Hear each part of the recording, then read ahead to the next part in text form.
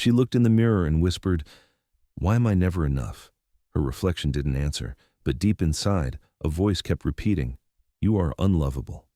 And here's the terrifying truth.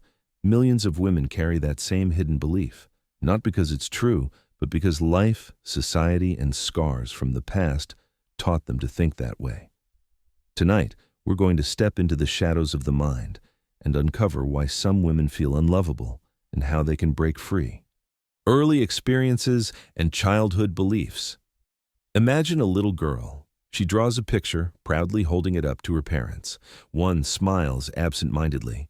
The other barely looks up. In that instant, her young brain makes a dangerous conclusion. I'm not worthy of attention. Psychologists call this attachment theory. When children grow up with inconsistent love, neglect, or constant comparison, their minds wire themselves to believe affection is something they must earn. And often, they'll never feel like they earned enough. Trauma lingers. The girl grows into a woman.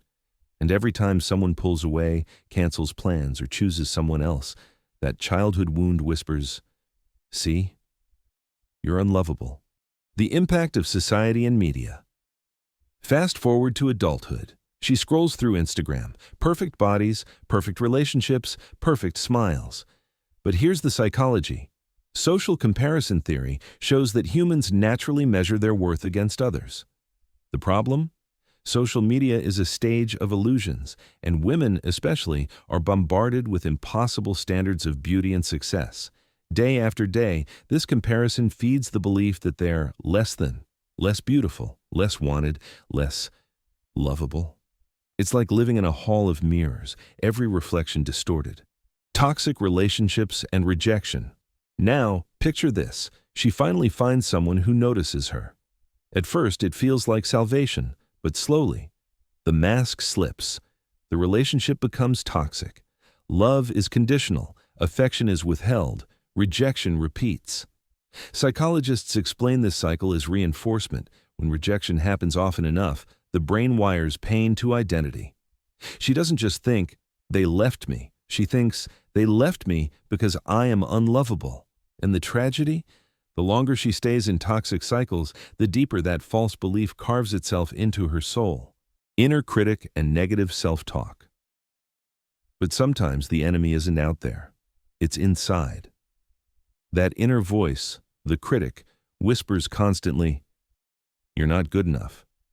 You're not pretty enough. You're not smart enough."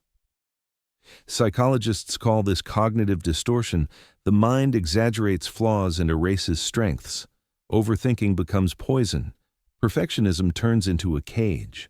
And with every self-criticism, she unknowingly repeats the same rejection she once received from others. Breaking the cycle. Steps to healing. But here's the truth. No one told her. Feeling unlovable doesn't mean you are unlovable. Healing begins when she learns to rewrite the script. Through therapy, journaling, and practicing self-compassion, the brain can literally rewire itself, a concept called neuroplasticity. Slowly, she starts replacing those whispers of self-hate with softer ones. I am worthy. I am enough. And as she surrounds herself with people who lift her up instead of breaking her down, the old belief begins to crumble. Love, she discovers, was never something she had to earn. It was always something she carried inside. So now I ask you, how many times have you told yourself, "I'm not enough"? And what if that voice was never yours to begin with? If this spoke to you, don't let the story end here. Hit that subscribe button, share this with someone who needs it, and remember, the most powerful love story you'll ever live is the one you create with yourself.